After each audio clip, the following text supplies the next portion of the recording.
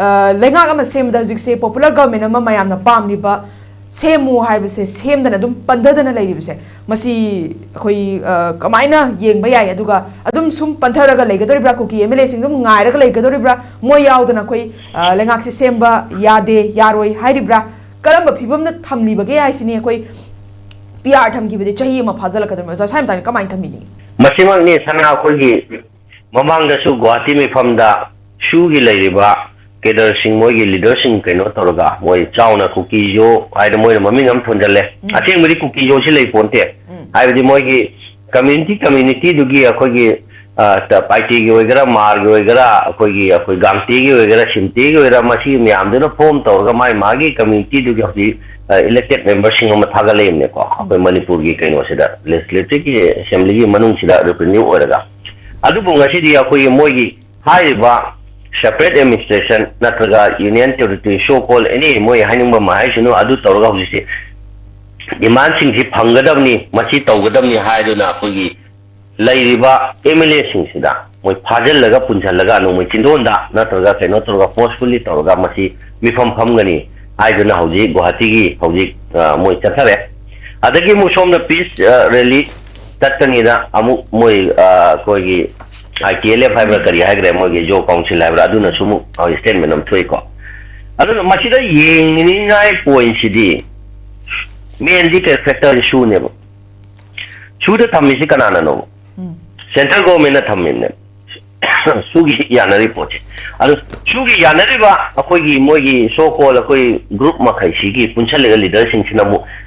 MLA sing si pharaga natraga kaino to mogi hairu demand sing pigadam ni hairu adu batari shugi lairiba kaino singsi center na piraga somdana government popular government form tawgadam ne demand tawri miyamna beyond tawsi kuki yogi lairiba MLA singsi yo yaroi masi kaino se popular Manipuri kaino se until less mogi separate minister pidibo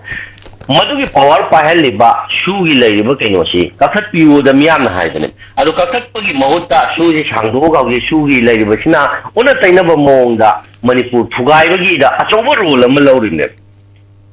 adu oi batari role lawri ba power pi ri center na tare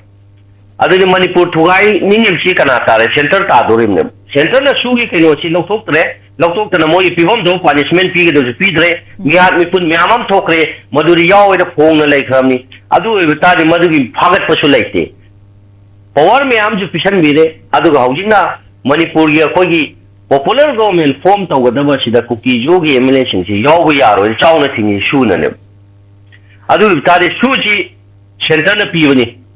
piba tadi center gi makha da shu leibani adu tare machi haiba ngamribo sigi baking chauna le adu tare Manipur da popular government form tawhangani da somna political party me amna law khong tawru se machi gi baking da shuna yaroi haiba tare shugi baking na kanale shugi baking na center na leiba tare adu tare popular government reform tawhange tawhaloi haiba si center makutta leise mayek senge Manipur Thugai no haiba si center gi makutta leire adu tare masi aurak from origin kaino sidi center gi achover responsibility ma leida haijaninge swaina sana ko okay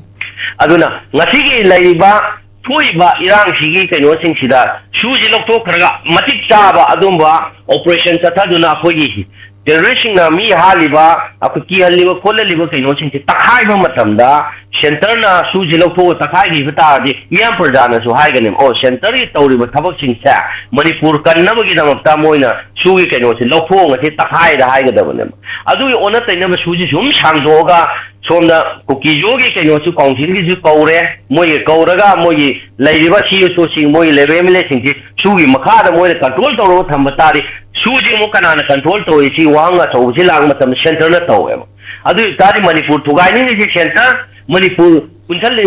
ba na to popular government shema to honing batari center gi achobo role am lei hai si de mayek seng em si de ko adu oi batari Manipur Thugai roi na to Manipur gi lairiba popular government form to ni to e center gi makha da lei da swain khan de okay thagat chari